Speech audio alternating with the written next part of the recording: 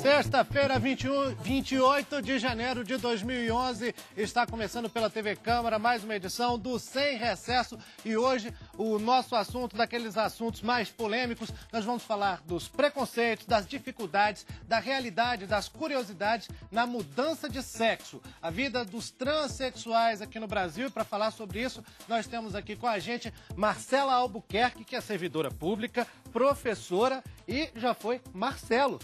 E está aqui já faz 2 anos, pouco mais de 2 anos, né, Marcela, que você é uma nova mulher, nasceu como mulher, né? E nós temos aqui o Marcos Oliveira também, que é sociólogo, fazendo doutorado na Universidade de Brasília sobre essa questão de mudança de sexo. É isso, né, Marcos? Isso. Sejam bem-vindos aqui, eu espero que vocês gostem do nosso programa de hoje. Nós queremos a sua participação. Ligue pra gente, 0800 619 619, a ligação é gratuita. Você pode mandar também seu comentário, pergunta, opinião para o e-mail sem recesso, tudo junto, @câmara.gov.br, e também pelo Twitter. Se você usa o Twitter, escreve uma mensagem mencionando @sem recesso pra gente, que a gente vai ler aqui na hora, botar em discussão aqui com os nossos participantes. Agora há pouco eu tentei abrir o Twitter aqui, eu ganhei aquela telinha da baleia branca, né? Que mostra o Twitter está além da capacidade. Mas daqui a pouco ele volta ao normal e a gente vai poder ler a sua mensagem. Também vamos ter participação de pessoas no centro de Brasília, lá perto do CONIC, um centro comercial, que vão ser entrevistadas pela nossa repórter Aline Machado. Oi, Aline, tudo bom? Oi, Fabrício, tudo bem? Tudo bem, Marcela? Tudo bem, Marcos? Olha, a gente vai falar sobre a cirurgia de mudança de sexo e, como vocês sabem, ela foi permitida no Brasil a partir de 1998, mas só a partir de 2008 é que a cirurgia é autorizada pelo SUS, o Sistema Único de Saúde. A fila, no entanto, ela pode durar até 8 anos. O período mínimo de análise por um psicólogo, por um endócrino até, por um psiquiatra é de 2 anos e depois a pessoa pode mudar de sexo, tenha ela nascido com genitália masculina ou feminina. Agora, Fabrício, eu quero um favorzinho seu aí no estúdio. Pois não?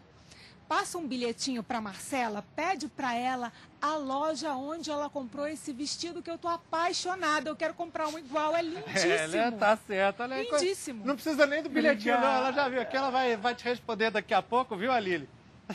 Mulheres. Agora, antes da gente começar o nosso papo, nós vamos mandar aqueles recados de sempre pro pessoal que participa do nosso programa. Ontem nós fizemos um programa, né? Esse programa de quinta-feira, sobre o crack, as dificuldades do combate ao crack no Brasil, e muita gente entrou em contato com a nossa produção aqui, depois do programa, até pelo 0800 também, pelo e-mail, pedindo os telefones das clínicas que foram representadas por especialistas durante o nosso programa. Então, nós vamos passar ele aqui para vocês, na clínica Bem Viver, que é a do Dr. Cassiano Teixeira de Moraes, que participou aqui com a gente no estúdio. O telefone é 61-3355-2678. E nós tivemos o nosso entrevistado Luiz Henrique participando na rodoviária de Brasília, e ele é da ONG Salve Assi. O endereço da Salve Assi na internet, você está vendo aqui, ó, www.salveassi.com.br, e o telefone 61-9997-5010. Vamos passar também agora aqui para o resto dos nomes, né, as pessoas que entraram em contato com a gente aqui. Infelizmente não deu para a gente botar em discussão todas as perguntas durante o programa do Crack, mas vai um abraço aí para Francisca Alves Filha Ferreira, de Sobradinho, Distrito Federal, Maria Santos Rocha, de Pitanga, Paraná, Valdinei de Oliveira Araújo, de Jardinópolis, Goiás, e a Darlene Maldonado, de Quintana, São Paulo. Vai um abraço também para o Lázaro Lucas de Souza, de Mirassol do Oeste, de Mato Grosso, e o Eduardo de Souza Ferlim, de Guarapuava, Paraná. Então agora a gente vai poder entrar na discussão aqui, né? E, Marco, eu vou começar por você.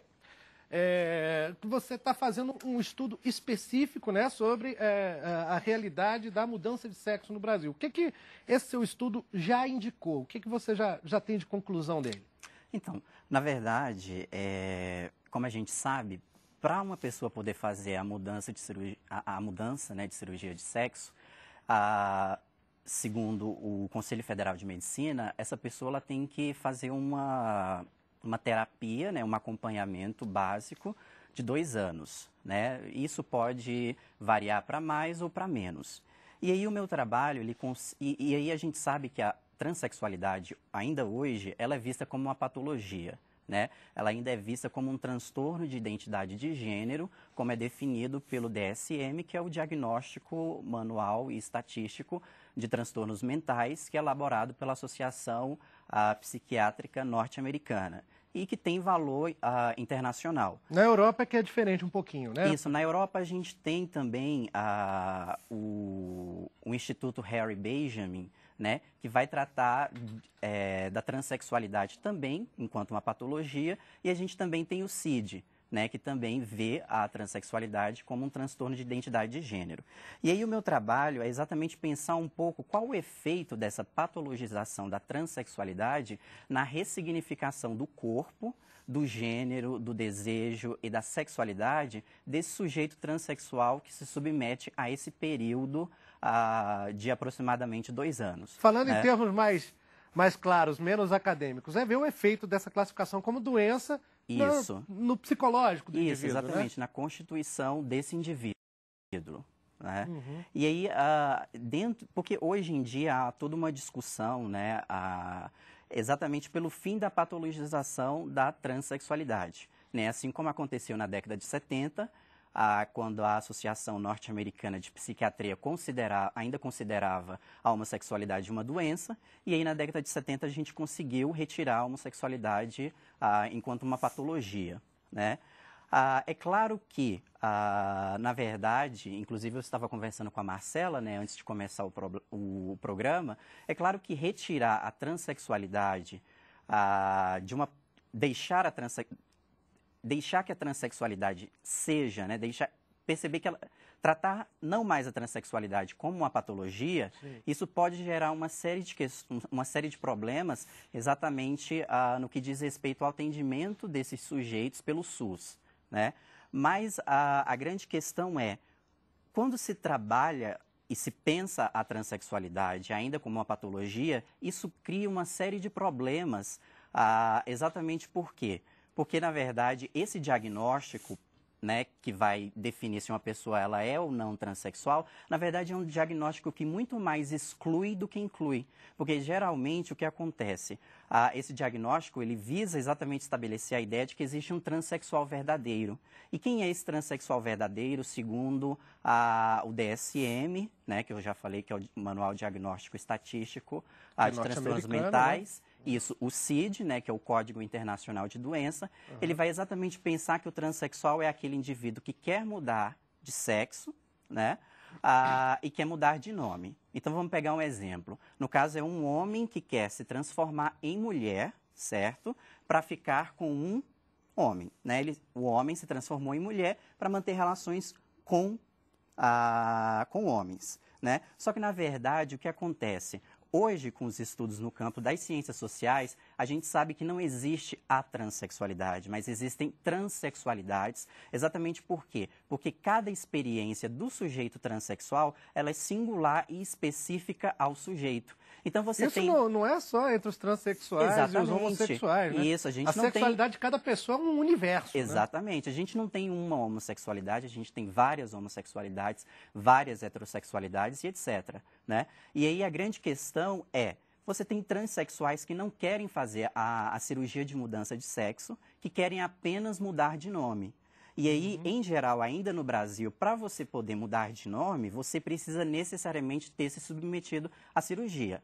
É claro que hoje, no Brasil, já existem casos de pessoas que não fizeram a cirurgia, mas que conseguiram mudar de nome. Mas, em geral, os juízes eles têm entendido que para fazer essa mudança de nome, você precisa necessariamente passar pela cirurgia.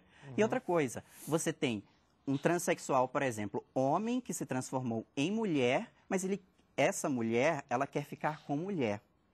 Ou seja, mulher. Isso. Sim. Ou seja, na verdade, a gente tem transexuais homossexuais, a gente tem transexuais bissexuais, quer dizer, a gente tem transexuais heterossexuais. Então, quer dizer, na verdade, a gente tem uma diversidade muito grande, né? E aí é exatamente por isso que eu falei para você que a gente não fala em transexualidade, mas sim exatamente a gente tenta pluralizar e falar em transexualidades, exatamente porque a transexualidade ela é sempre muito particular, né, e muito específica ao sujeito. Qualquer classificação tem que ser necessariamente muito genérica, né? Não tem como você enquadrar as pessoas exatamente naquele padrão, né? Marcos, só para a gente continuar a conversa daqui a pouquinho, vamos dar um pulo lá no centro de Brasília com a Aline Machado, que ela já tem entrevistados para participar do nosso programa, né, Aline? Isso, eu estou aqui com a Loa, nome bem diferente, L-O-A, ela que é estudante de Ciências Sociais. O que você acha da cirurgia ser oferecida pelo SUS? Eu acho que apesar de todo o preconceito que a gente sabe que existe, é um grande avanço o SUS ter aceitado, ter entrado no SUS normal, mas eu acho que a demora... É claro, tem todo o preconceito e tal, mas a demora, se a gente olhar mais a fundo, hoje em dia qualquer tipo de operação, qualquer tipo de coisa pelo SUS, demora anos e anos e anos, entendeu? O grande problema para mim, eu acho que é mesmo a mudança de documentação, que tem que ir pelo crivo mais pessoal dos juízes, que aí a gente vê mesmo o preconceito enraizado, tradicional brasileiro. Aí que eu acho que tem um problema. É verdade, Fabrício. A legislação não existe no Brasil, como o Marcos comentou no estúdio, sobre a legislação que permite a mudança de nome. Então, a pessoa que quer mudar de nome fica dependendo do juiz. E alguns juízes, eles exigem até que a pessoa, no quesito sexo, não coloque masculino ou feminino, mas coloque transexual. Obrigada pela entrevista, Loa. Fabrício. Obrigado, Aline, pela informação aí. Obrigado pela participação aí da nossa amiga Loa, né? Vale falar, já que se mencionou esse assunto da legislação, que aqui na Câmara foi feito em 1995, o deputado José Coimbra, que apresentou o projeto de número 70, que altera o Código Penal, a Lei de Registros Públicos, para permitir as cirurgias e a mudança de documentos. Esse projeto teve apensados outras propostas, como o PL 2976, da deputada do Rio de Janeiro, Cida Diogo, né? O projeto é de 2008, e esse projeto está pronto para votação no plenário desde 1996, mas ainda não anda.